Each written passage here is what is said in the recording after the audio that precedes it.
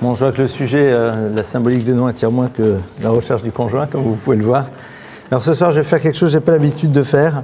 Je ne vais pas traiter de ce sujet pour une raison très technique. Je vous fais des confidences. Tout à l'heure, un vélo a eu la gentillesse de me faire un bel accident de scooter.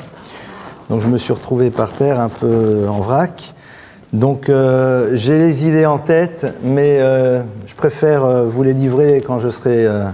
voilà, comme c'est passé il y a relativement peu de temps. Donc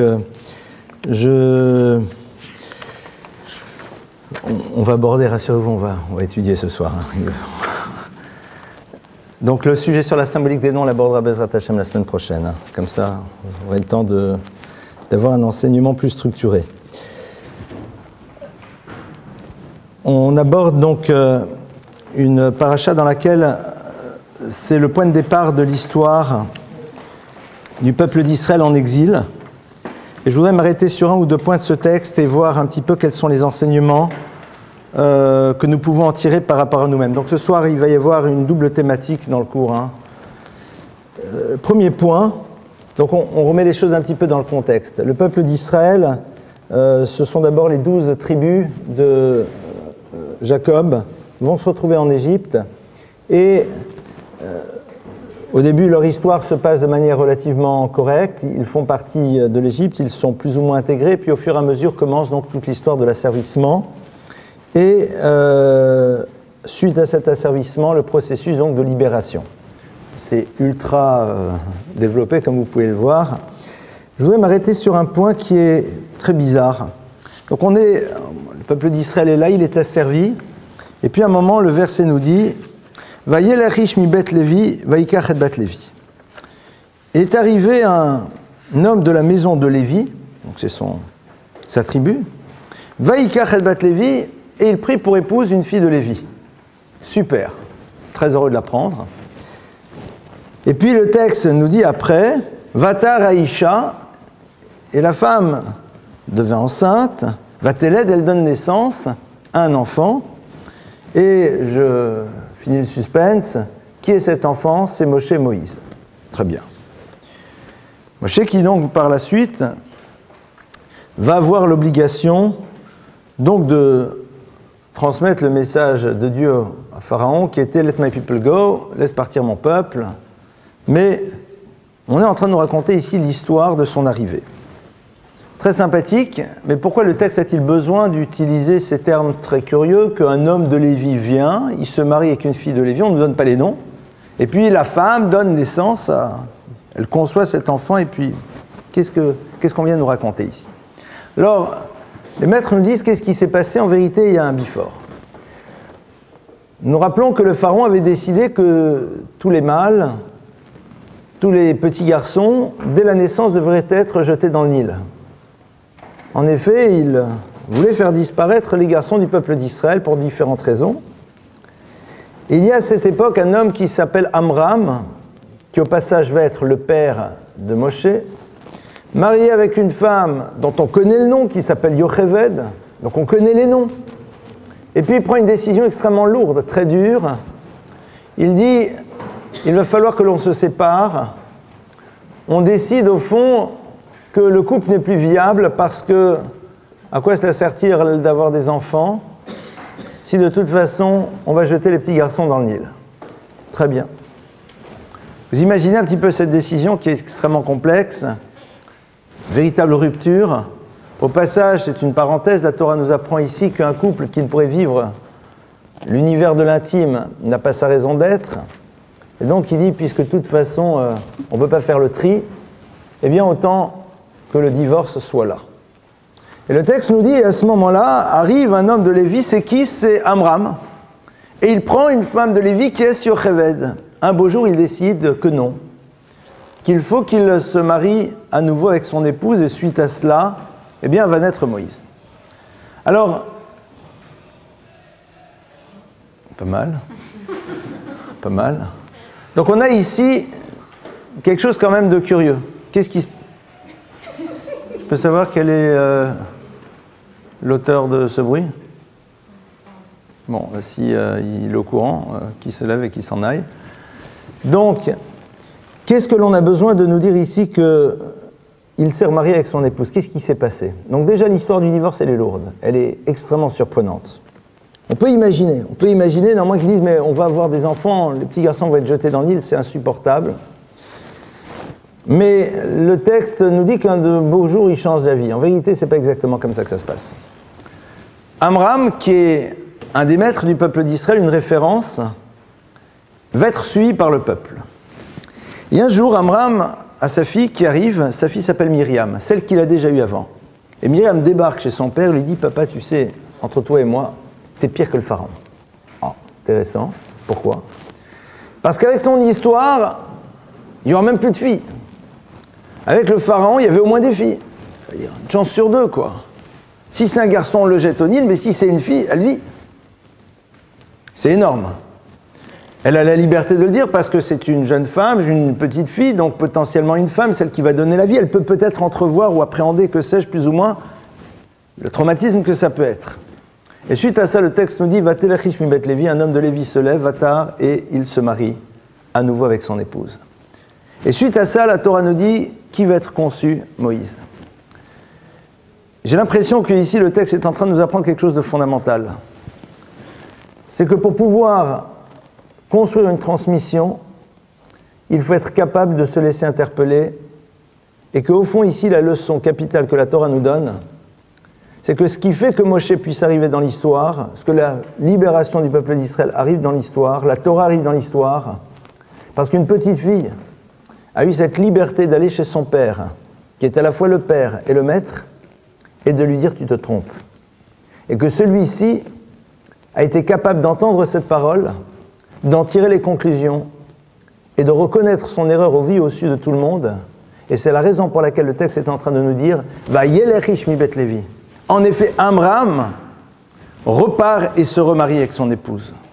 C'est-à-dire, il reconnaît qu'il y a eu une erreur dans sa manière d'appréhender les choses et dit le Midrash, celle qui lui a fait prendre conscience de son erreur, ce n'est pas une voix divine, ce n'est pas un consensus de sages avec de longues barbes, mais une petite demoiselle qui se trouve en plus être sa fille. Alors c'est vrai que dans notre univers, et souvent dans ce que l'on croit être l'univers de la Torah, ça nous semble un petit peu curieux, puisque la parole du sage, la parole du maître, la parole du père, c'est une parole que l'on se doit d'accueillir, de recevoir et d'accepter, point barre. Or là, il semblerait que c'est exactement le contraire de ce qui se passe, mais si on relit la Torah depuis le début, c'est en vérité une constante. Reprenons l'histoire. Je ne sais pas si vous vous rappelez, il y a un épisode très intéressant dans la Torah avec Abraham et Dieu. Donc on remet le contexte, Abraham qui révèle à l'humanité, ou en tout cas à ceux qui veulent bien l'entendre, l'idée d'un Dieu unique. Et puis Abraham se retrouve à proximité d'une ville un peu pervertie, c'est le moins qu'on puisse dire, qui s'appelle Sodome et Gomorrhe. Et un beau jour, dit le texte, Dieu dit à Abraham, voilà, écoute Abraham, je t'aime bien, ton nom signifie le père d'une multitude de peuples, comme je considère que tu te sens responsable, alors puisque tu te sens responsable, je me dois de t'informer de la décision que j'ai prise. Et voici ma décision, Sodome et Gomorrhe vont être rayés de la carte. Si on regarde, à aucun moment Dieu se tourne vers Abraham et lui dit, mon cher Abraham, je suis en pleine réflexion sur le sort de ces villes pécheresses. Qu'en penses-tu? J'aimerais bien les détruire. Quel est ton avis? Non, pas du tout. Il n'y a pas une proposition de débat.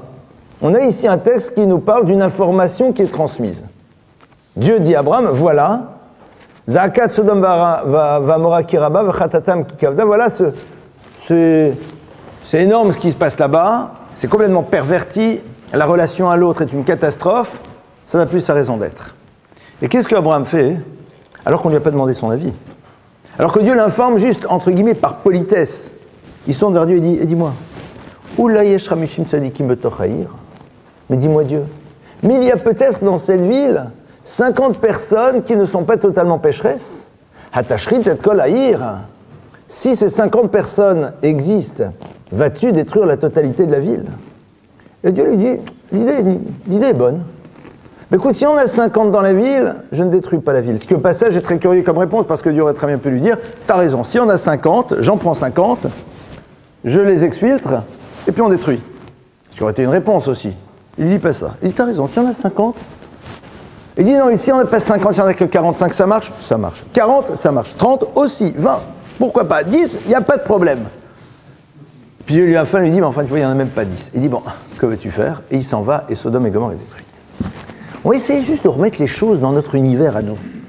On va transformer Dieu en grand rabbin, et Abraham en vous et moi. On a ici une décision lourde de conséquences qui a été prise, qui au passage, au niveau purement marketing, est très intéressante pour le grand rabbin. Pourquoi? Parce qu'on est en train de détruire ceux qui symbolisent exactement l'opposé des valeurs qu'ils véhiculent. Donc au niveau d'une stratégie marketing en coup franc indirect, regardez l'échec du système, donc ça veut dire que chez nous ça va bien. C'est excellent. Et en plus, il ne le demande pas, il laisse faire. Vous êtes d'accord que déjà, même au niveau stratégie marketing, Abraham devrait laisser faire. Or Abraham dit non, non, pas du tout. Je ne suis pas d'accord. Mais on t'a demandé ton avis. Si à la limite on avait organisé un débat, on peut bien imaginer que tu donnes ton avis. Mais là, c'est par politesse que Dieu te dit, voilà ce que j'ai décidé. De quel droit tu parles? Abraham, il y a un petit peu ce qu'on va voir ici avec Moïse, introduit une idée qui est capitale dans la tradition juive. C'est que l'on ne peut construire que dans la mesure où dans la relation que l'on a avec celui qui transmet, il y a une remise en cause de sa parole qui est possible. Si à un moment l'interpellation n'est pas possible, à ce moment-là, le peuple d'Israël ne peut pas se construire. Alors vous allez dire que dans la réalité, ce n'est pas toujours ce que l'on voit, on va essayer d'y arriver si vous le voulez par la suite. Mais on voit bien qu'à aucun moment Dieu, dans le verset, ne dit à Abraham, tais-toi. À aucun moment il lui dit, j'ai décidé, Dieu le veut, ça s'arrête. Non. Il entend l'argument, mais non, on va aller plus loin. Mais si l'argument d'Abraham est entendable, alors pourquoi Dieu ne l'a pas émis lui-même? Il y en a ici, au fond, l'idée suivante, c'est que Dieu, quelque part, attendait qu'Abraham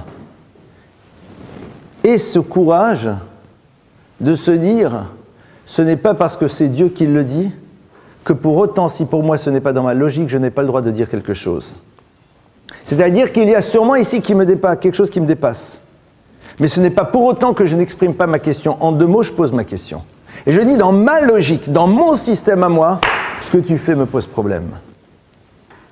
Ce que tu fais me pose problème. Tu as sûrement tes raisons. Mais si je ne te dis pas que ça me pose problème, alors ça risque un jour de ne plus jamais me poser problème. Et le danger, il est là. Cette idée-là, hein, on la retrouve donc ici aussi avec Myriam. Myriam, elle est là. Son père décide de faire un acte lourd, extrêmement complexe, qui va avoir un retentissement au niveau de toute l'histoire du peuple juif. Pourquoi Myriam intervient? Myriam intervient parce que dans sa logique, elle dit il y a un problème. Ah, il y a peut-être quelque chose qui me dépasse, soit. Mais ma question, je dois la poser pour garder chez moi encore, pour préserver chez moi cet étonnement que je me dois d'avoir. Il y a ici pour Myriam une question sur le phénomène de l'injustice. Il y a pour Abraham ici un problème qui s'appelle l'injustice. Ah, Dieu est juste et il sait ce qu'il fait, soit, peut-être. Mais si je ne suis pas capable de dire « mais pour moi c'est injuste », alors la sensibilité à l'injustice risque un jour de disparaître. J'ai reçu un jour d'un de mes maîtres l'enseignement suivant. Il m'a dit, parfois dans la vie, on se retrouve dans des situations dans lesquelles... Ne touche pas, c'est bon. On se trouve dans des situations dans lesquelles, eh bien, on voudrait dire à la personne qui est en face, mais ça ne va pas, je ne suis pas d'accord, ce n'est pas comme ça que l'on doit faire. On se retrouve dans une réunion de travail dans laquelle certaines personnes agissent extrêmement mal au niveau humain. Et on voudrait le dire, mais on ne peut pas le dire. Pourquoi? Parce que la hiérarchie, le système nous empêche de dire quelque chose. Alors ce maître m'a dit, ce jour-là, tu rentres chez toi, tu te mets devant la glace et tu dis, je ne suis pas d'accord. Je ne suis pas d'accord. Ce que l'on a fait à ce moment-là est quelque chose qui n'a pas lieu d'être. Pourquoi? Parce que tu dois t'entendre dire que quelque chose qui n'est pas juste ne l'est pas pour garder ta sensibilité aux choses. Ah, tu ne peux pas intervenir. C'est quelque chose qui te dépasse. Mais tu dois préserver ta sensibilité. Et pour préserver ta sensibilité à ce qui est juste, alors tu dois être capable de dire les choses, ne serait-ce qu'à toi-même. Ici, en l'occurrence, qu'est-ce que l'on voit? On voit Abraham qui dit à Kadosh Baruch Hu, j'ai un problème. Pour moi, dans mon système de pensée tel que tu m'as fait en tant qu'être humain, l'idée qu'à un moment on ne tienne pas compte d'un certain nombre de personnes et qu'on dise tout le monde passe dans le même système, ça m'est insupportable. Et c'est la question qu'on posera au moment de la Shoah. C'est insupportable, c'est incompréhensible. Akadosh Baruch Hu lui dit oui, mais si à partir d'un certain moment il n'y a pas ce qu'il faut, alors malheureusement ça se passe comme ça. Ah, mais c'est pas normal. Ok, Abraham l'accepte. Abraham ne dit pas, mais Dieu, mais alors il y en a peut-être 8, 7, 6. Il a compris qu'à un moment il y a quelque chose sur lequel il ne peut intervenir, mais il a gardé chez lui cette sensibilité en posant la question. Exactement ce que Myriam fait ici. On va voir d'ailleurs plus tard aussi un événement très intéressant qui est d'ailleurs dans cette paracha. Au moment où Hachem dit à Moshe, tu vas partir chez le Pharaon et tu lui dis que le peuple d'Israël doit sortir d'Égypte. Et il lui dit, Moshe, donc à quel moment ça se passe? Vous connaissez l'épisode. C'est l'épisode que l'on appelle celui du Sné. Le Sné, c'est le moment dans lequel on a ce fameux buisson ardent. Tous ceux qui ont vu le film se rappellent de la scène, n'est-ce pas? J'ai pas vu le film, mais je suppose qu'elle doit être dans le film. À mon avis, elle est dedans? Bon, d'accord. Donc, vous voyez un peu le truc. Bon, vous voyez comment c'était sûrement pas comme ça. Donc, concrètement, on a l'épisode du buisson. Moshe est là. Dieu lui parle, Dieu se révèle, Dieu lui dit, tu vas chez le Pharaon, tu lui dis, tu laisses sortir les peuples d'Israël. Qu'est-ce que Moshe il dit à Dieu? Non. Pourquoi il dit non? Pourquoi tu dis non? Certains pensent parce qu'il veut négocier le tarif. Pas du tout. Moshe dit, moi j'y vais pas. Et je vais te dire pourquoi Dieu j'y vais pas. Parce que j'ai un problème. Pourquoi tu me demandes à moi et pas à mon grand frère Aaron de faire le job? Mais attends, c'est à toi que j'ai demandé. Non mais Aaron, tu comprends, dit Moshe, peut être triste. Parce qu'il va voir que tu l'as choisi, tu ne l'as pas choisi, pardonnez-moi, et tu me choisis moi. C'est pas sympa pour lui, c'est le grand frère. Je vous rappelle les âges respectifs, 82 ans et 80 ans. C'est-à-dire on est sorti du bac à sable. Et pourtant, Moshe Rabbeinu, il dit à Dieu, mais alors, non, on aurait dit à Moïse, non, vous imaginez, non, on est un spectateur, on regarde. Donc Dieu parle à Moïse, il dit, tu vas le faire. On aurait dit, attends, tu crois que Dieu, il n'est pas au courant? Tu crois qu'il ne sait pas? Tu crois qu'il n'a pas intégré cette donnée? Alors si le fait qu'il connaisse cette donnée, qu'il l'a intégrée, ne l'a pas amené à dire ça doit être Aaron, mais seulement toi, ça veut dire qu'il sait ce qu'il fait, donc tu te tais, tu y vas. Moi j'ai dit, je suis désolé. Moi j'ai besoin de poser la question. Et la réponse de Dieu, c'est pas tu te tais et tu y vas. Hine Aaron achicha ba'averacha v'samar belibo, dit le texte. La Torah nous dit qu'à un moment Dieu s'adresse à Moshe et lui dit Hine Aaron achicha ba, voici que Aaron ton frère il arrive. V'racha, il va te voir, c'est-à-dire il va te découvrir dans ta nouvelle stature, dans ta nouvelle responsabilité. V'samar belibo, et il sera heureux dans son cœur. Pourquoi dans son cœur il n'y a que Dieu qui puisse témoigner de la joie si elle est authentique ou pas? Et vous savez, nous l'avons souvent vu ensemble, que la véritable joie, c'est qu'on a réglé un doute. C'est seulement à ce moment-là qu'on est véritablement joyeux. Mais il y a une joie aussi qu'on a réglé un doute, mais que c'est belève, c'est dans le cœur, au plus profond de nous-mêmes, nous sommes convaincus des choses. Et alors qu'est-ce qui se passe? Akadosh Baruch Hu, il dit à Moshe, il n'y a pas de problème. Aaron, au plus profond de lui-même, il n'a pas de doute que ça doit être toi et pas lui. Alors Moshe Rabbeinu, il dit, si c'est comme ça, si tu m'assures qu'en effet je ne construis pas l'histoire sur la souffrance de quelqu'un, alors je peux y aller. Mais sinon, j'y vais pas. Ce qui est au passage en même temps une leçon absolument géniale, c'est que Moshe Rabbeinu est prêt à remettre en cause l'histoire de la sortie d'Égypte, parce qu'il considère que le proverbe qui dit « on ne fait pas d'omelette sans casser des œufs », eh bien, c'est pas un proverbe qui se retrouve dans la Torah. Si à un moment, pour construire une histoire, tu es obligé de faire souffrir quelqu'un, et que tu le sais, au nom de quoi l'histoire à venir justifie la souffrance que tu vas générer chez quelqu'un? Il y a des histoires que l'on construit qui ont créé malheureusement des souffrances. Mais ça, c'est un constat, c'est pas une démarche a priori. Et Moshe Rabbeinu, il n'a pas peur de s'opposer, de dire à Hachem, je n'y vais pas. Et il attend qu'Akadosh Baruch Hu lui dise qu'en effet, il y a une réponse à sa question. C'est que Aaron ne va pas souffrir. Ah, Aaron ne souffre pas, il n'y a pas de problème, on peut y aller. Les exemples, il y en a encore d'autres. Je vais essayer de réfléchir avec vous sur, mais comment au fond on construit ce système dans lequel on se sent libre d'interpeller? Comment est-ce qu'on fait pour mettre en place un univers dans lequel l'on n'a pas peur de cette question qui remet en cause la parole de celui qui représente quelque chose? Dieu, le Père, la Mère, de nouveau Akadosh Baruch Hu.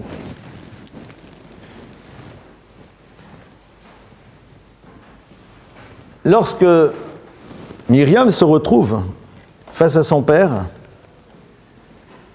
elle n'aura pas peur de lui dire « tu t'es trompé ». On trouve un autre texte de la Gemara dans lequel on voit le même principe. C'est une histoire très connue Il y a eu une amitié passionnante entre deux personnages de l'histoire juive, dont un s'appelle l'empereur Antonin et l'autre s'appelle Rabbi Yehuda Hanassi. Rabbi Yehuda Hanassi, qui est donc Rabbi Yehuda le Prince, compilateur de la Mishnah, qui est la base du Talmud, a été un ami extrêmement proche de l'empereur Antonin. Pour de multiples raisons, ils étaient extrêmement proches, ils ont une histoire commune. Et un jour, Antonin, qui est donc l'élève, va demander à Rabbi Yehuda Hanassi, qui est le maître par excellence, il va lui poser la question suivante. Il va lui dire « Yetzer hara, la tendance qui pousse l'individu à aller vers le mal, traduction, cette tendance qui pousse l'individu à gâcher sa vie, mais Mataï Sholet Badam, à partir de quand cette dimension pénètre l'individu ?» C'est-à-dire à quel moment l'individu se retrouve confronté à une dimension qui le pousse à ne pas savoir utiliser ses potentiels dans la bonne direction. Mishat Yotzira, Mishat Yotzia. Est-ce que c'est à partir du moment où il a été conçu ou à partir du moment où il est né? Au passage, ça ferait l'objet d'un débat passionnant parce que de cette question-là, la Torah voit qu'en effet, ce qui pousse l'individu à est un élément qui n'a pas été construit par sa propre histoire, mais qui est présent dans son histoire. Parce qu'au niveau purement de la psychanalyse, il serait sûrement des choses passionnantes à ouvrir. Voilà, moi, c'est comme ça qu'il pose la question. Et c'est quoi la réponse qu'il donne? Rabbi Yehuda dit, ouais, je pense que cette dimension-là fait partie de l'individu depuis le moment où il est conçu. Ah, intéressant. Donc il a posé sa question, monsieur le rabbin, il a eu la réponse. Et Antonin, donc, qui est celui qui ne connaît pas, qui va vers le maître, qui lui dit, pourrais-je avoir une réponse à cette question parce que j'ignore? Donc le maître, avec son savoir, transmet la réponse. Il s'arrête, il dit, non, je ne suis pas d'accord. Pourquoi tu n'es pas d'accord? Il dit, parce que si c'était ainsi, que cette tendance qui pousse l'individu à gâcher son existence était présente à l'intérieur du ventre de sa mère, il donnerait des coups de pied dans le ventre de celle-ci, il s'en sortirait. Et qu'est-ce qu'il répond? Il lui dit, c'est vrai, tu as raison. Il dit, c'est vrai, tu as raison, je me suis trompé. Et d'ailleurs, j'ai même un verset qui vient, qui appuie ta pensée. Et il amène un verset, la Pétachatatrovet, parce que cette dimension-là existe qu'au moment où l'enfant va naître. Il y a quelque chose ici de très très curieux dans ce texte de nouveau. On a de nouveau un maître, on a de nouveau un élève. On a une question, donc une absence de savoir a priori. On a une réponse. Et l'autre dit tout de suite, je ne suis pas d'accord. Et le maître, non seulement entend la réponse, est d'accord de reconnaître qu'il s'est trompé. Alors, vous allez aller un peu plus loin. Vous dites, si Antonin connaissait déjà la réponse, la preuve, c'est ce qu'il va dire au maître, alors pourquoi il a posé la question? S'il n'a pas d'avis sur le sujet, alors il n'a pas d'avis. Il faut croire qu'il avait un avis. Et il dit, c'est pas possible d'imaginer que lorsqu'il est dans le ventre de sa mère, il puisse être présent parce que s'il donnerait des coups. Donc tu es bien d'accord qu'il ne peut pas l'être quand il est dans le ventre de sa mère. Donc tu connais la réponse, mon frère. Alors comment ça se fait que tu ne la donnes pas? Pourquoi tu as besoin de poser la question? Question basique, vous êtes d'accord? S'il est capable de proposer la réponse. Derrière cette histoire se cache quelque chose. Lorsqu'Antonin vient poser une question, Antonin est en train de vérifier aussi quel est le maître qu'il a en face de lui. Antonin est en train de voir si véritablement il peut entendre une parole de lui ou pas. Et ce qui valide la possibilité d'entendre une parole de Rabbi Yehuda, c'est que si Rabbi Yehuda ne donne pas la bonne réponse, il est prêt à accepter que l'élève à un moment puisse lui dire « mais tu te trompes, voici la bonne réponse ». C'est-à-dire qu'on ne peut pas entendre une parole si celui qui la transmet n'est pas interpellable, parce que si une parole est censée me remettre en cause, alors l'autre, le vecteur de la parole, doit aussi être capable de se remettre en cause. Je ne peux pas me laisser bouleverser par une parole si celui qui la véhicule n'est pas prêt lui aussi à se laisser bouleverser par ma parole. S'il n'est pas prêt à se laisser bouleverser par ma parole, alors sa parole ne pourra pas être bouleversante. Et c'est ce qu'il est en train de vérifier. Il est en train de vérifier que l'élément essentiel de la transmission est présent, c'est-à-dire la possibilité de se laisser remettre en cause, même si on est en train d'émettre une parole, même si on est en train de dire quelque chose. Comment est-ce qu'on construit ça? Comment est-ce qu'on fait pour pouvoir réussir à faire cela? Tout d'abord, dans l'histoire de Myriam, elle me semble très caractéristique, on a ici deux personnages. On a ici à la fois le père et le maître. Qu'est-ce qui fait que Myriam, elle peut poser la question?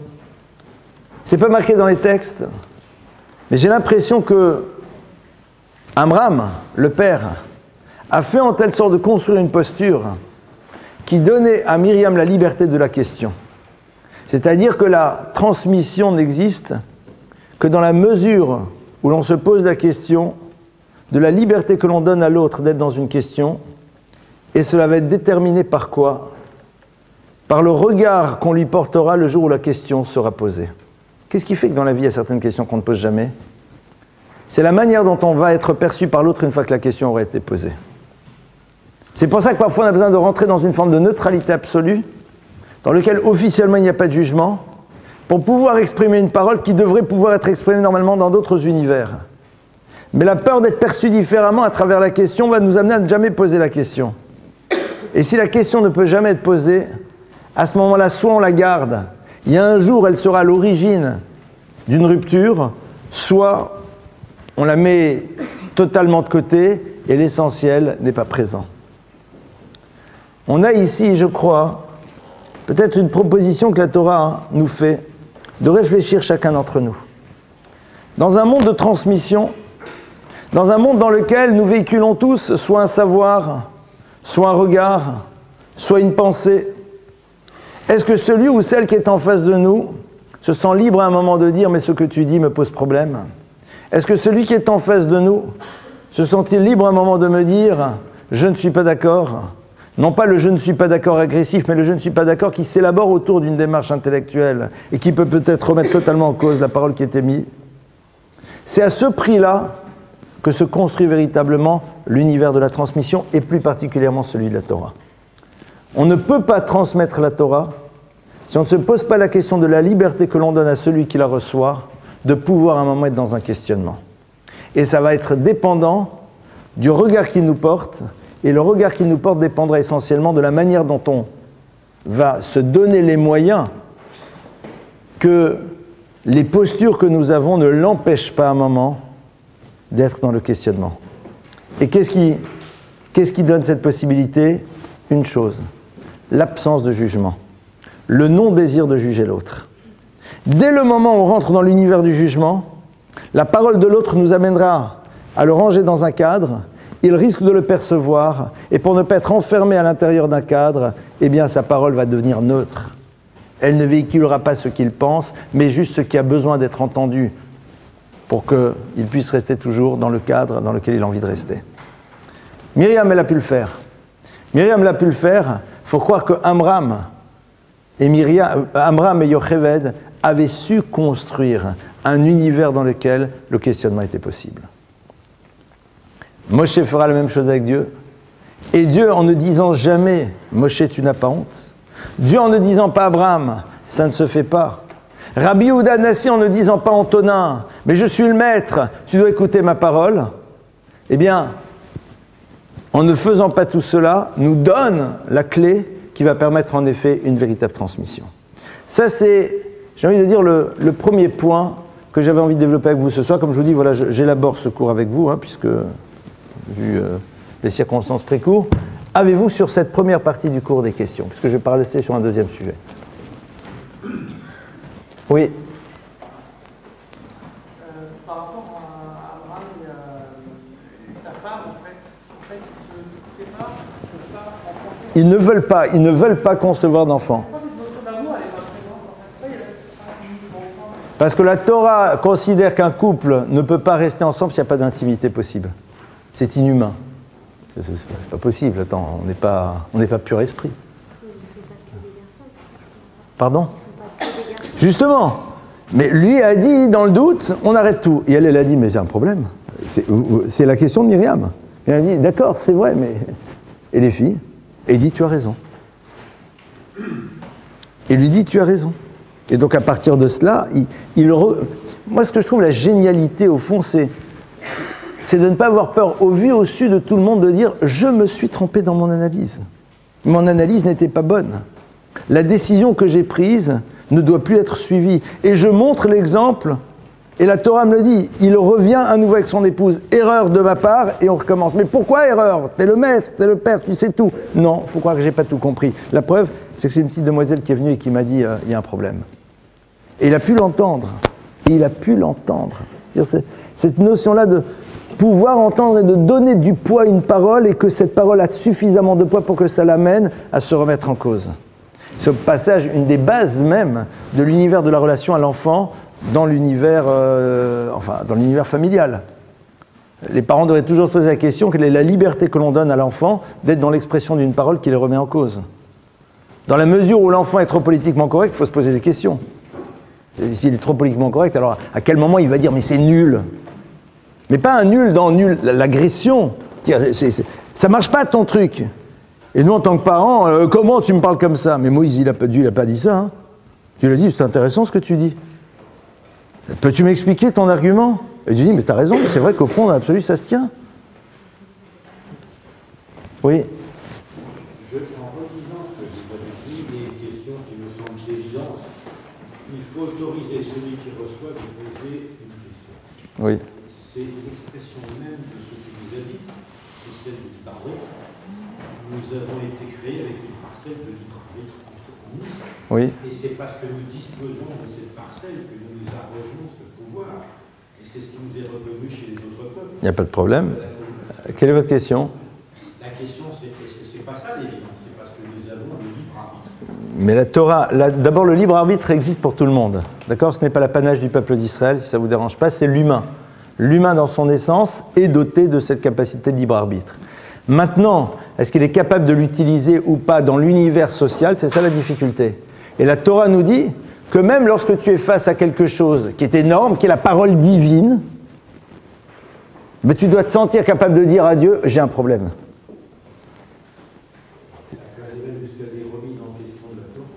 Et pourquoi pas? Mais faites attention parce que... Mais c'est la base même de tout. C'est la base même de tout. Mais rappelez-vous que ça passe à travers quoi? À travers une question. En hébreu, c'est une idée que vous connaissez ici, vous l'avez déjà entendue. Le mot sagesse se dit chokhma. Chokhma, c'est deux autres mots. C'est koachma, c'est la force du pourquoi. Quelle est la raison pour laquelle on définit la sagesse comme étant la force du pourquoi? La raison est très simple. C'est parce que quand vous posez une question, vous exposez une réponse. Et oui, en effet, la question peut être posée. Mais à qui est-on prêt à entendre la réponse? Pourquoi pas? Il est évident qu'à un moment, cette possibilité de dire mais qui me dit que je suis face à la parole divine? La question, elle est bonne.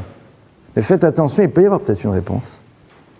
Et si la question n'était qu'un prétexte pour fuir une réalité que je ne désire pas, il y a de fortes chances que je n'ai pas envie d'entendre la réponse. Parce que ce que je veux, c'est vivre avec ma question qui va être une forme de justification permanente de l'univers dans lequel je veux être. C'est ce que la plupart du temps les gens font. Ils ont plein de questions, mais ils ne posent jamais la question à ceux qui ont la réponse. Comme ça, moi, tout va bien. Je sais pourquoi je ne suis pas là, vu que j'ai des questions. C'est comme dans l'univers relationnel.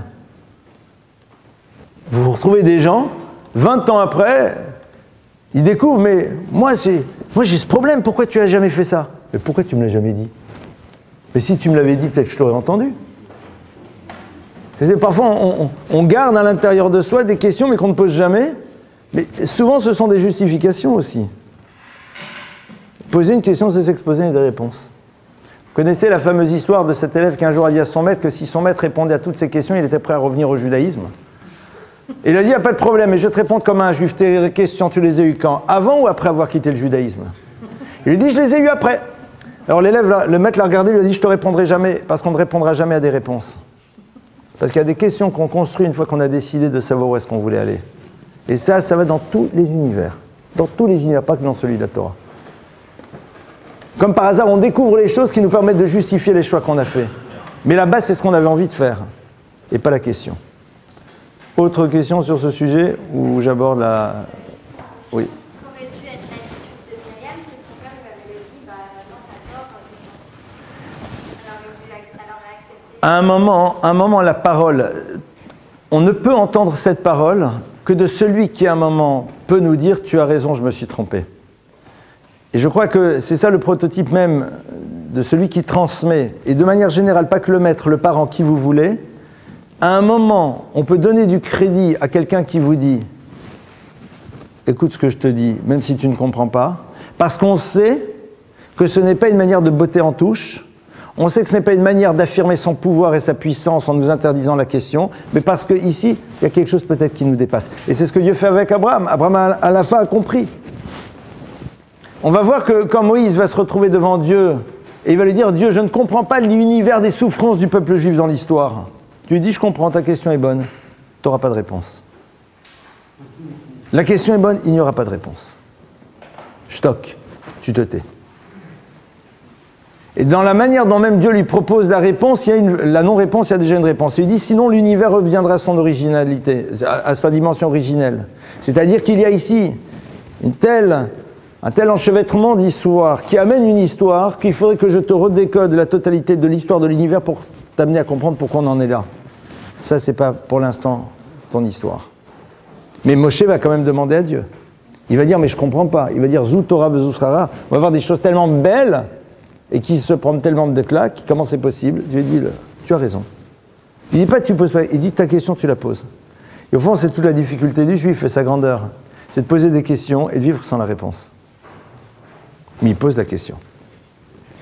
Mais c'est sûr et certain que si la question n'est pas acceptée, parce que tout simplement, il n'y a pas d'autorisation à la question, alors là, c'est insupportable et la parole ne peut pas être entendue. La plupart du temps, la capacité d'entendre est liée au fait que l'on n'existe qu'à travers son pseudo-savoir. Et lorsque l'on n'existe qu'à travers son pseudo-savoir, on ne l'est jamais à l'autre poser des questions. C'est malheureusement tout cet univers de transmission dans lequel les gens disaient à celui qui était censé transmettre « Mais monsieur le Magin, pourquoi est-ce qu'il faut faire ça? Tais-toi, c'est comme ça, c'est dans la religion. » C'est évident que... C'est la raison pour laquelle on avait difficile par la suite d'entendre, à donner du crédit. Parce qu'on sentait bien que derrière, c'était un pseudo-savoir qui faisait qu'il imposait. Je ne peux pas donner de crédit à une parole pareille, c'est pas possible. Ça, c'est donc première partie, next. Deuxième partie, aucun rapport. Mais bon, on a le droit de temps en temps de faire des choses différentes. Je me donne cette liberté. Dans la paracha, il y a un autre point sur lequel je voudrais m'arrêter avec vous, qui est un épisode aussi très curieux. On a un moment... On va voir arriver un peu plus tard l'univers des 10 plaies. Vous vous rappelez de l'histoire des 10 plaies, le sang, les grenouilles et toute l'ambiance? Il y a 2 plaies que Moïse n'effectue pas. C'est son frère Aaron. Est-ce que vous les connaissez? Non, sûrement oui, mais je vais vous les dire à votre place. Ces 2 plaies sont la première et la troisième. Le sang, en effet, je ne sais pas comment ils ont fait dans le film, mais en tout cas dans la version originale, telle qu'on a nous face à nous, c'est Aaron qui lève son bâton et qui frappe le Nil. C'est pas Moshe. Autre plaie dans lequel c'est pas Moshe qui fait, c'est lorsqu'il va transformer le sol, le sable, en kinim, en pustule, en sorte de vermine pas très reluisante. Là, c'est de nouveau Aaron qui prend, qui jette. Pourquoi? Alors, le texte nous dit pour la raison suivante, c'est que vous vous rappelez que lorsque Moïse était tout petit bébé, il était sur un petit bateau, une petite embarcation, une petite barquette, on dirait peut-être, sur le Nil. Et dit le Midrash, comme l'eau du Nil a protégé Moïse en supportant le bateau sur lequel il se trouvait, Moïse a décidé de ne pas lever la main sur le fleuve pour qu'il se transforme en sang. Et dit le texte par ailleurs, et comme Moïse a utilisé le sable pour recouvrir le corps de l'Égyptien qu'il avait tué, Égyptien qui lui-même était en train de violenter un homme juif. Et que Moïse donc a décidé de sauver la vie de cet homme en tuant l'Égyptien. Mais après a pris le sable pour recouvrir le corps pour ne pas être découvert immédiatement. Donc comme le sable a servi quelque part à Moïse, Moïse il ne veut pas lever la main dessus. Et de là on apprend qu'il faut avoir dans la vie de la reconnaissance. C'est très joli, mais c'est incompréhensible. Vous êtes d'accord ? Reconnaissance pour qui et pourquoi? Première question. Le Nil va être frappé. Le sable va être transformé. Si Moïse veut avoir de la reconnaissance vis-à-vis de l'eau et du sable, ce qui au passage pose un autre problème qu'on va voir tout de suite, demande à Dieu, Dieu, s'il te plaît, sois sympa, fais autre chose que la première des plaies. Tu es capable de faire autre chose plutôt que de l'eau en sang. Si ça ne te dérange pas, la troisième déplaie avec le sable qui va se transformer en vermine, fais autre chose. C'est pas sympa, j'ai tiré profit. Au passage, il ne va pas le dire. Donc de toute façon, le Nil sera transformé. Deuxièmement, reconnaissance envers quoi? Qu'est-ce qu'il a fait le sable? Rien. Le sable s'est contenté d'être sable. L'eau s'est contentée d'être eau. Si à la limite, les capacités, les propriétés physiques de l'eau faisaient que lorsque quand on pose sur de l'eau un esquif, il sombre immédiatement, et que l'eau s'était dit, tiens, c'est le petit bateau de Moïse, on va le tenir en dehors, alors je veux bien. L'eau s'est contentée d'être de l'eau, sur lequel quand tu déposes un bateau, ben, il reste. Et au passage, cette histoire, elle date de combien de temps quand même? Moïse, il a déjà 80 ans. C'est quand il était bébé. Alors certains parlent, c'est vrai, de la mémoire de l'eau, mais il ne faut pas exagérer quand même. 80 ans après. Et on dit, de là, tu apprends qu'il faut avoir de la reconnaissance. Qu'est-ce que le texte est en train de nous apprendre? On a ici une ouverture. L'ouverture est la suivante. C'est que nous avons une certaine vision des choses et la Torah est en train de me dire, voilà ma vision des choses. La reconnaissance, voilà ce que c'est. La reconnaissance, c'est l'incapacité que l'on va avoir de porter un coup sur une chose qui à un moment nous a apporté quelque chose, même si cette chose n'a jamais voulu nous apporter quoi que ce soit, c'est juste contenté d'être. La reconnaissance, ce n'est pas l'expression d'un remerciement vis-à-vis de quelqu'un qui a décidé de nous apporter quelque chose de positif. La reconnaissance, c'est un sentiment qui nous habite et qui rend impossible pour nous un acte négatif vis-à-vis d'une chose qui nous a apporté quelque chose à un moment, même si cette chose-là n'a jamais eu l'intention de nous apporter quoi que ce soit, même si elle l'aurait apporté à n'importe qui, et même si cette chose-là n'a aucune forme de sensibilité, en l'occurrence ici de l'eau et du sable. On a ici une piste de réflexion sur ce que veut dire construire un univers de reconnaissance. Et c'est intéressant de voir que le début de la saga de Moïse, on va dire, commence par un acte dans lequel il a de la reconnaissance. C'est-à-dire qu'un petit peu la tonalité de l'histoire des 10 plaies commence d'abord par une action dans laquelle Moshe dit « Je ne peux pas m'imaginer agir de manière négative vis-à-vis de quelque chose qui à un moment m'a apporté, même si volontairement elle n'a jamais voulu me le donner. » Au passage, on retrouvera ça dans la Torah de manière incroyable.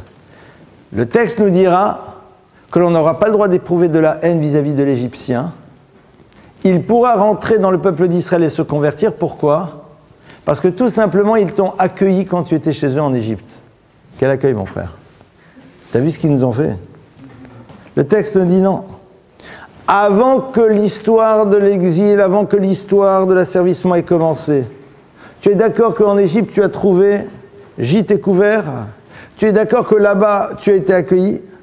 S'il est vrai que par la suite, l'Égypte s'est totalement pervertie, au regard de cette première partie de l'histoire, tu ne peux pas à un moment les évacuer totalement de ton histoire.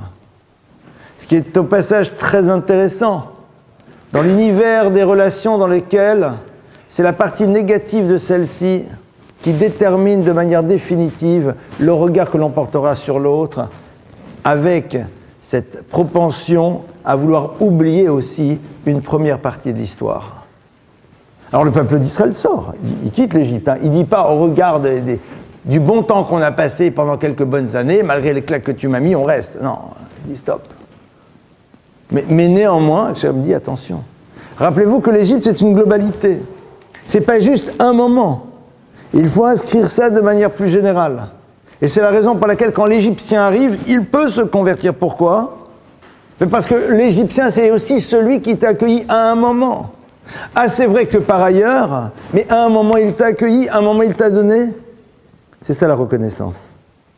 C'est-à-dire être capable de voir les choses dans leur globalité et de ne pas juste se figer sur un point et oublier au fond tout ce qui a été positif à un autre moment de l'histoire.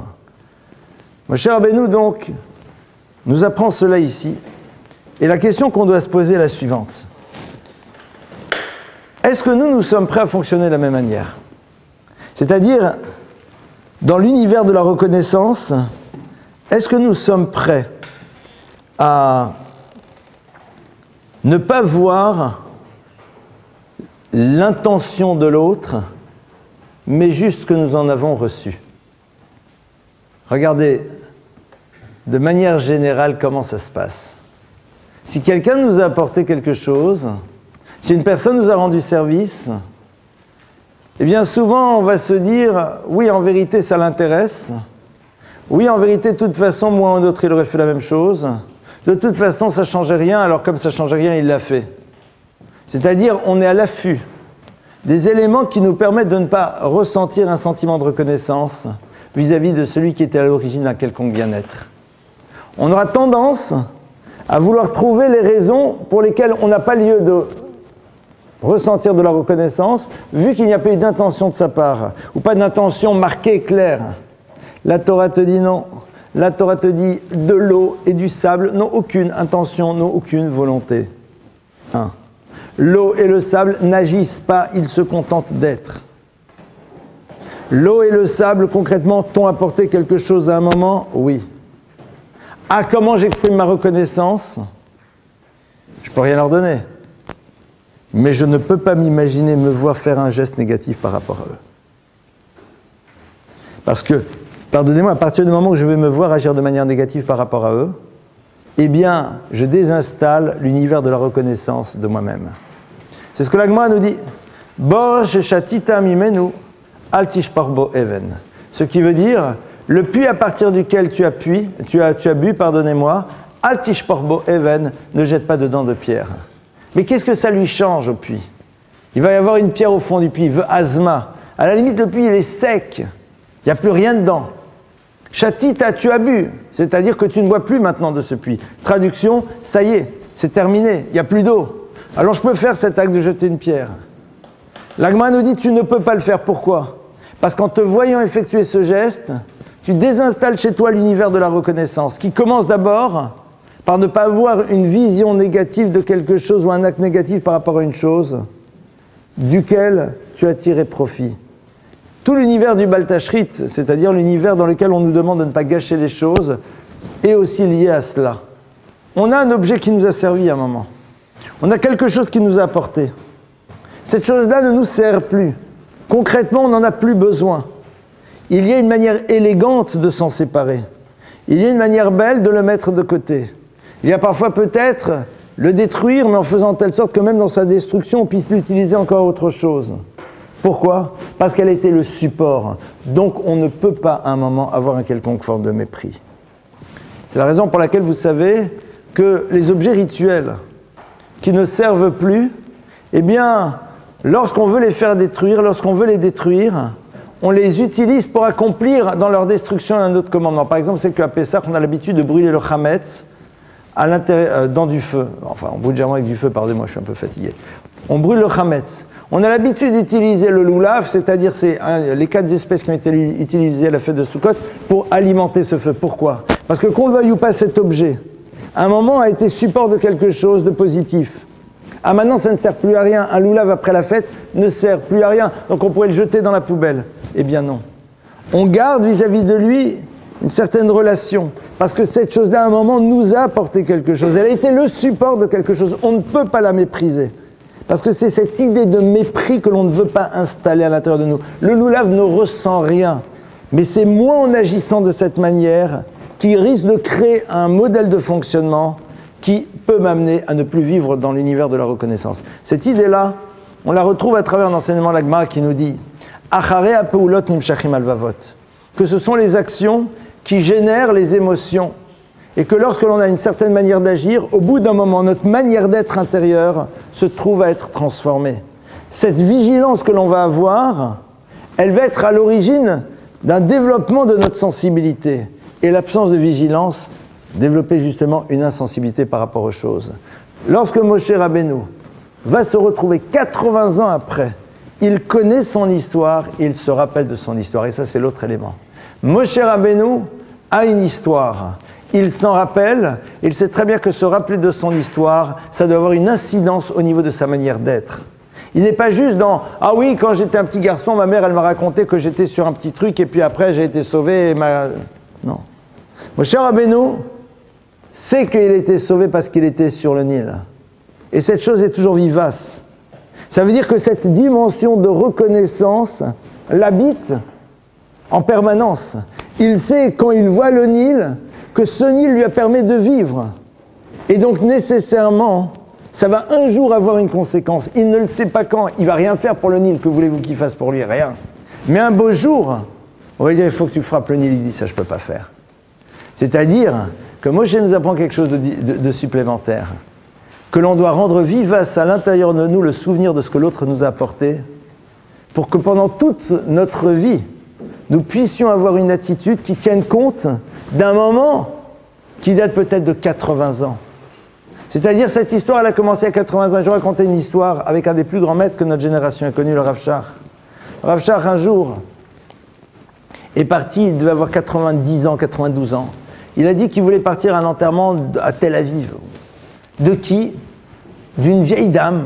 Personne ne savait. Il est parti, il pleuvait, enfin la catastrophe, il était là-bas, il est resté sous la pluie. Il y avait 15 personnes, enfin, et lui, c'était un des plus grands maîtres de la génération. La personne qui l'accompagnait, mais ne comprenait rien. C'était pas de la famille, il y avait rien. Et le Rav est resté en dessous de la pluie, il a dit le Kaddish, etc. Il est revenu. Revenu trempé, etc. Le a dit, mais qu'est-ce que c'est cette histoire? Il dit, je vais te raconter. Il dit, avant de venir en Israël, j'étais en Russie. Et je me rappelle, là-bas, tout le monde était très pauvre, et j'étais parti à la yeshiva et j'étudiais. Et là-bas, on dormait sur des bancs. C'est l'univers de l'étude était extrêmement frustre. Aujourd'hui aussi, d'ailleurs, il continue à l'être. Et donc, un soir, j'avais froid. Et j'en pouvais plus, et j'étais en train de me dire, j'en ai marre, je rentre chez moi, j'arrête d'étudier, j'en peux plus. Et il dit, qu'est-ce qui s'est passé ce soir-là? Il y a une jeune femme qui toque à la porte de la maison d'études et dit, voilà, je pars demain et j'ai une couverture et j'ai envie de la donner à quelqu'un qui a froid. Et j'étais là. Et elle m'a donné cette couverture et j'ai eu chaud de nouveau. Et je me suis dit, allez, si j'ai chaud, alors je reste. Et il est resté 1 an, 2 ans, 5 ans, 10 ans, 15 ans, 20 ans. Il est devenu un des Gdolei Israël, un des maîtres par excellence du peuple juif. Regardez quel âge il avait à l'époque. Il avait 14-15 ans. Il a demandé le nom de cette femme, il a demandé son nom. Et à 90 ans, il savait que cette femme, elle était partie en Israël, où elle était, et il a appris à quel moment elle était morte. C'est-à-dire que toute sa vie, il a gardé en tête le nom, et il savait, pour que jusqu'au dernier moment, il puisse s'exprimer. Il a dit, et aujourd'hui, je savais parce que je demandais aux gens qui la connaissent de me dire comment elle va, et quand ils m'ont appelé pour me dire qu'elle était partie de ce monde. Alors je suis parti. Il dit, mais c'était évident que j'allais pouvoir rester sous la pluie pendant tout ces temps, en me rappelant de tout ce qu'elle a fait pour moi. Et qu'est-ce qu'elle a fait? Elle t'a donné une couverture qu'elle ne voulait pas transporter. Elle part en voyage. J'ai pas de place dans les bagages, j'ai du surpoids, je ne veux pas payer 20 € le kilo de plus. Et je ne me sens pas de gâcher le truc, donc je la donne. Oui, mais moi, qu'est-ce que ça m'a apporté? Moi, qu'est-ce que ça a changé? Elle n'est pas venue en disant, j'ai envie de faire un acte de bonté extraordinaire, j'ai acheté un truc et je veux le donner. Non, je veux me débarrasser de mon truc à quelqu'un qui veut me faire plaisir, de ne pas me sentir coupable d'avoir jeté un truc à la poubelle. D'accord? Mais tout ça, il ne l'a jamais regardé. Il s'est dit, mais j'ai reçu une couverture, cette couverture m'a donné chaud, et comme j'ai eu chaud, je me suis dit, je reste, et grâce à elle, j'ai pu rester dans cet univers de l'étude et devenir ce que je suis. Et garder ça pendant toute sa vie. Ça, c'est un petit peu l'expression concrète de cet enseignement dans notre vie, dans la vôtre, dans la mienne, dans la nôtre. C'est-à-dire que ce n'est pas juste une vue d'esprit. Quand la Torah nous apprend une chose pareille, la Torah nous apprend comment on doit vivre. C'est comme ça qu'on doit vivre. Ah, vous allez dire, mais c'est pas comme ça que les gens fonctionnent. C'est pas notre problème. Donc là, l'Israël, justement, n'est pas là pour savoir si les autres fonctionnent de cette manière. Il est là pour savoir comment la Torah lui demande de fonctionner. Il est là pour savoir, à partir du moment où cette notion de reconnaissance, elle est présente à l'intérieur de nous, alors il faut la garder pendant toute sa vie et se rappeler de ce qui est à l'origine. Malheureusement, c'est difficile. Mais si on prend un instant, le temps de réfléchir, et je vais vous donner un exemple très simple. Je vais vous parler d'un truc perso. Il y a des années qu'on a créé les séminaires d'études féminins à Paris, puisque les séminaires d'études féminins, on les a créés il y a peut-être 17 ans, 16 ans, 15 ans, je ne sais plus, enfin plus ou moins. Un jour, il y a 2 dames qui sont venues me voir et qui m'ont dit, vous savez, c'est bien les cours, mais il faudrait peut-être que vous commenciez à parler d'éducation. Et moi, je les ai regardées avec des grands yeux ébahis. Je dis d'éducation, je dis oui, aujourd'hui on a besoin de parler de famille. C'était l'origine d'une réflexion qui a créé la Maison de la Famille, qui a créé des dizaines, des centaines, je pense des milliers de cours sur l'éducation, sur l'adolescent, création de structures, etc. et tout. Alors, je ne sais pas si j'arrive toujours à faire ce que je vous dis, et je pense que malheureusement, j'arrive pas toujours, c'est le moins qu'on puisse dire, mais de temps à autre, une fois tous les 10 ans, on arrive à se rappeler de ce qu'on dit. Et de ça, je me rappelle. Mais c'est pas que j'ai de la reconnaissance, c'est évident que j'ai de la reconnaissance, mais je me dis que c'est incroyable. L'autre, il chante dans sa chanson, il dit « Juste quelques mots et le trouble de toute une vie, n'est-ce pas ?» Tourne les violons, pour ceux qui ne se rappellent plus de la chanson. Juste quelques mots et le changement de toute une vie. 2 dames qui disent un jour, vous savez, et brusquement, mais c'est pas de ma vie, ça met en place un système et ça amène, etc., et des familles, elles sont à l'écoute. Que sais-je, c'est énorme. Avoir de la reconnaissance, c'est essayer de se rappeler de ça. C'est tout simple. C'est essayer de se rappeler qu'est-ce qui est à l'origine. Qu'est-ce qui fait qu'on se retrouve là où on est? Quelle est la rencontre? Quelle est la personne? Quel est le sourire? Quelle est la porte qui s'est ouverte ne serait-ce qu'une fois? Et non seulement s'en rappeler, pour au moins déjà nous permettre de ne pas jeter la pierre dans le puits dans lequel tu as bu, mais a fortiori d'exprimer par la suite cette reconnaissance de manière extrêmement concrète. Mais ça, c'est encore une autre histoire. Ce n'est pas un cours sur la reconnaissance ce soir, c'était juste une autre idée que je voulais vous partager. Donc voilà, comme vous avez vu ce soir, c'est un cours en 2 parties. Comme je vous l'ai dit, je n'ai pas du tout eu le temps, malheureusement, de pouvoir me poser pour le cours sur la symbolique des noms. On en parlera la semaine prochaine. Et si vous le voulez, on passe à vos questions. Allez-y. Ça peut être des questions sur un tout autre sujet, au passage. Les questions sont libres. Si vous voulez poser sur un sujet qui vous tient à cœur, allez-y.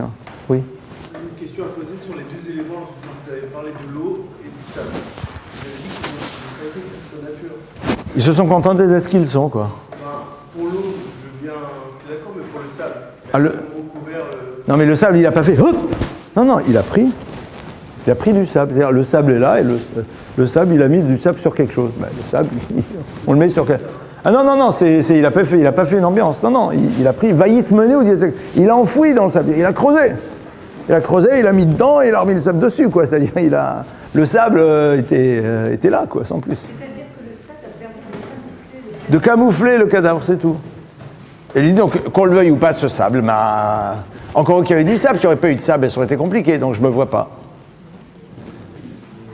Mais en vrai, on peut être reconnaissant envers tout le monde parce que chacun nous a apporté un nom dans la vie. Alors, la question est, on devrait être reconnaissant envers tout le monde parce que chacun nous a apporté quelque chose. C'est vrai. Et le début de la reconnaissance nous amène à ne pas agir de manière négative par rapport à l'autre. Je veux juste conclure là-dessus. En effet, la reconnaissance, ce n'est pas nécessairement le merci. C'est déjà le fait qu'on ne se sent pas être capable d'agir mal vis-à-vis de quelqu'un qui était à l'origine de quelque chose de positif par rapport à nous. Déjà ça, ça serait déjà énorme. Oui, s'il vous plaît. Comme elle a dit, dans le bien comme dans le mal. Une personne qui amène à la fois du bien et du mal. On peut être reconnaissant quand même. Alors, il ne faut pas se mettre d'abord dans les situations les plus compliquées au début. Et que souvent, généralement, on prend les cas les plus extrêmes et on se dit « mais je ne me vois pas avoir de la reconnaissance dans ce cas-là ». Vous avez raison, n'en ayez pas. C'est intéressant de voir que souvent on est là, c'est comme dans la notion du pardon. On devrait arriver dans le pardon. La personne dit « mais comment vous voulez que je pardonne à cette crapule ?» Ne lui pardonnez pas. Mais s'il te plaît. Mais la copine qui a oublié de nous inviter la fois dernière à la bar mitzvah, on peut lui pardonner, elle. On ne va pas commencer... Non. Souvent on prend, vous savez, c'est comme quand on dit aux gens « il faut faire Shabbat ». Je peux pas. Donc comme ça, je peux pas. Non, c'est vrai. Mais tu peux déjà au moins vendredi soir couper ton téléphone pendant 1 heure, tu peux, fais-le. On aura le temps de voir pour la seconde heure. C'est comme tout, on prend souvent le cas extrême, enfin le truc dans la totale, c'est-à-dire la reconnaissance dans l'absolu pour dire ça ne sera pas possible. C'est possible que certains points soient complexes à atteindre. Il va falloir du temps. Maintenant, dans l'univers des relations, il faut toujours être capable de faire comme sur un compte en banque, crédit, débit. Si vous créditez bien le compte, de tout ce qu'il y a de bien, même quand il y a du débit, vous pouvez encore exprimer la reconnaissance. Si on ne crédite jamais, s'il y a du débit, c'est très compliqué. Maintenant, parfois, il y a du crédit, pardonnez-moi, mais le débit, il est énorme. Alors, c'est sûr et certain que ça doit au moins nous amener le crédit à ne pas agir de manière négative vis-à-vis de l'autre. C'est-à-dire qu'on a vu que déjà, qu'on le veuille ou pas, cette personne, à un moment de ma vie, m'a apporté un certain nombre de choses. Ou en souvenir de ça, je ne la prends pas, quoi. Maintenant, je ne suis pas obligé d'être dans un monde de relations, mais ne serait-ce que ça me permet de. Mais c'est vrai que ce sont des situations difficiles parce que, pour nous, arriver à un moment à savoir faire la part des choses, c'est devenir adulte. Et dans certaines situations, on n'a pas envie d'être adulte. On a envie d'être enfant qui dit « il m'a fait mal ». Ce que je comprends. C'est normal. Arriver à faire cette part des choses, c'est-à-dire se mettre en distance, demande un véritable effort et demande surtout un équilibre affectif. Quand on se sent en phase avec soi-même au niveau affectif, c'est-à-dire qu'on a appris à s'aimer soi-même, à se respecter soi-même, on arrive à construire cette distance. Quand on n'y est pas encore, c'est plus complexe, c'est sûr. Autre question ? Oui.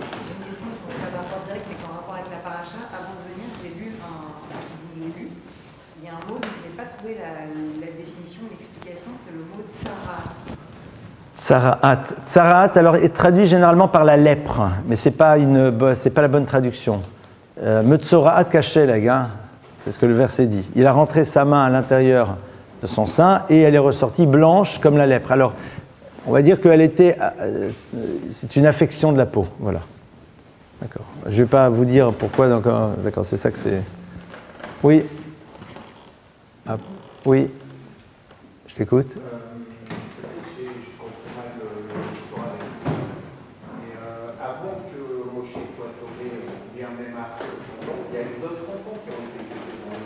Et donc les enfants, ils n'ont pu a priori les aider dans le monde. Oui.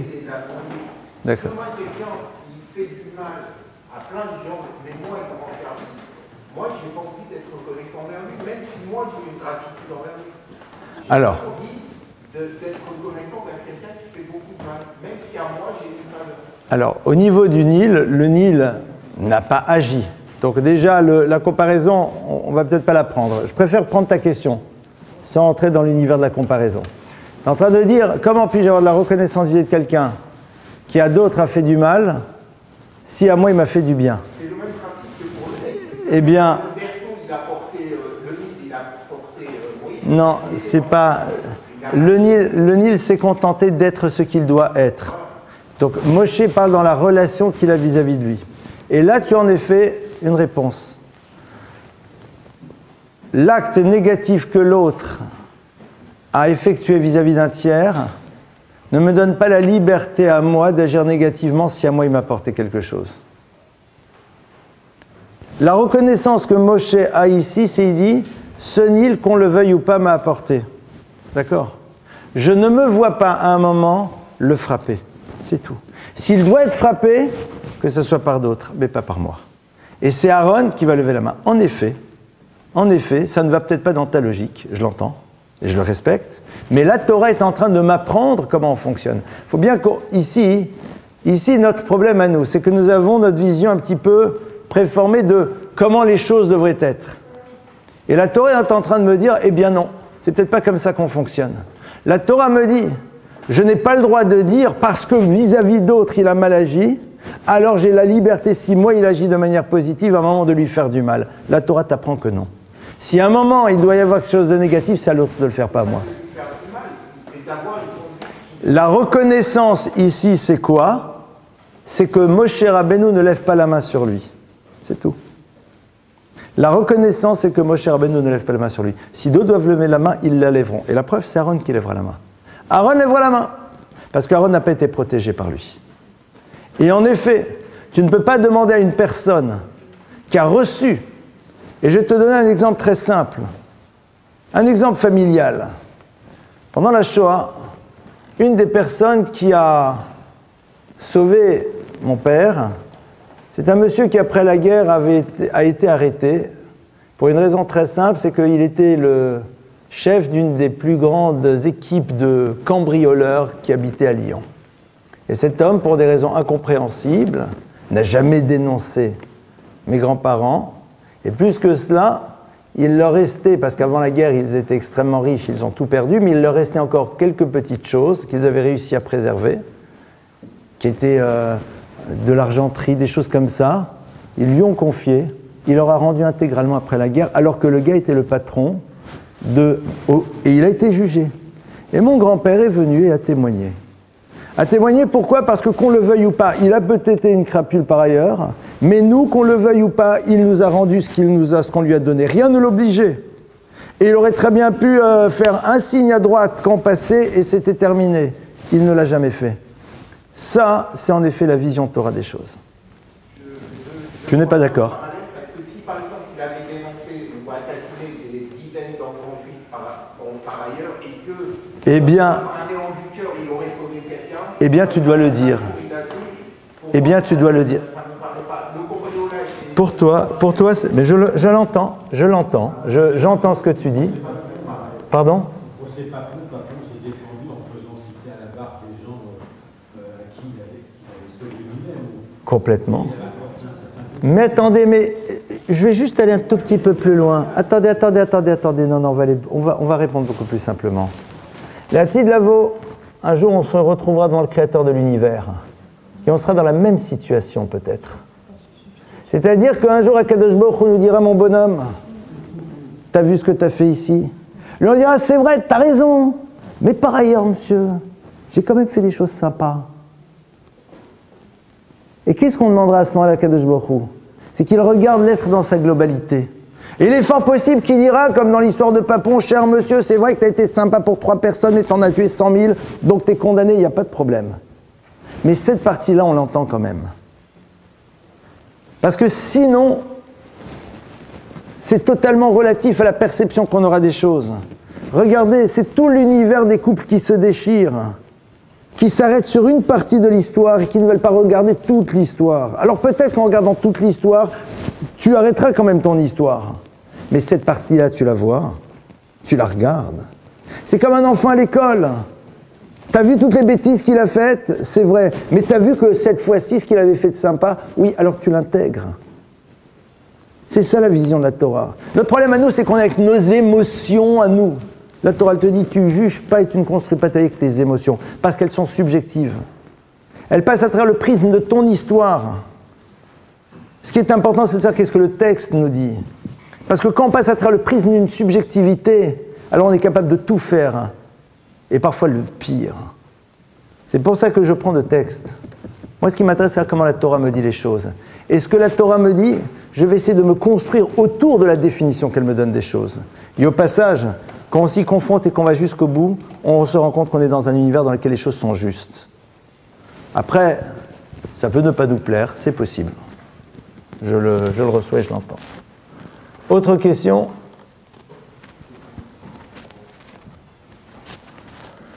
Pas d'autres questions?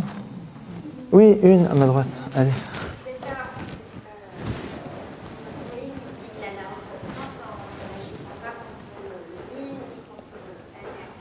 la reconnaissance, elle ne devrait pas aller plus loin en disant à l'autre, il va faire de mal à quelqu'un. Là, ici, Moshe Rabbeinu sait très bien que de toute façon, il y a un plan d'Hachem qui est que le Nil doit se transformer en sang. Donc là-dessus, il n'intervient pas. Il sait, Hachem a dit, voilà ce qui va être fait. Mais il dit, mais quand tu me demandes à moi, moi je ne peux pas. Et Akadosh Baruch Hu lui dit, soyez gentil quand je parle de faire le silence. Mais Akadosh Baruch Hu lui dit, j'entends ce que tu dis. J'entends en effet que toi, tu ne te sens pas de faire les choses. Et Akadosh Baruch Hu l'accepte. Pourquoi? Parce que toi, tu as reçu. Toi, tu as reçu. Et en effet, on le voit. Imaginez que vous soyez dans une entreprise et que quelqu'un, à un moment, a fait des erreurs dans l'entreprise et que cette personne doit être licenciée. On peut très bien dire, si ça ne vous dérange pas, je ne me vois pas moi le lui dire. Parce que cette personne, quand j'étais dans la difficulté, m'a aidé. Ah, mais par ailleurs, j'entends. Il doit être licencié, il a volé, détourné 20 millions d'euros. Mais quand moi j'étais dans une difficulté, il s'est battu pour moi. Pourquoi? J'en sais rien. Peut-être pour son intérêt. Mais moi j'en ai tiré profit. Je n'arrive pas à m'imaginer venir moi lui mettre un coup sur la tête. C'est pas possible. Il doit peut-être le recevoir, mais c'est pas moi de le faire. Et la Torah te dit, mais c'est évident.